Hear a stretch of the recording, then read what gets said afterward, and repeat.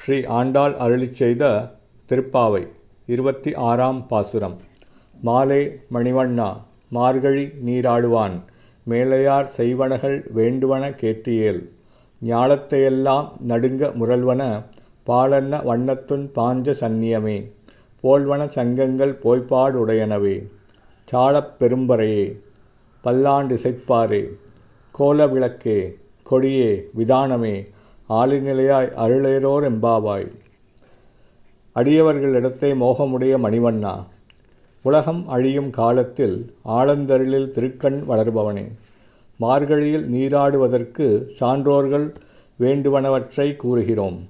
உலகம் நடுங்கும்படியாக உழைக்கின்ற பாஞ்ச சந்நியம் என்னும் சங்கை ஒத்த சங்கங்கள் தேவை.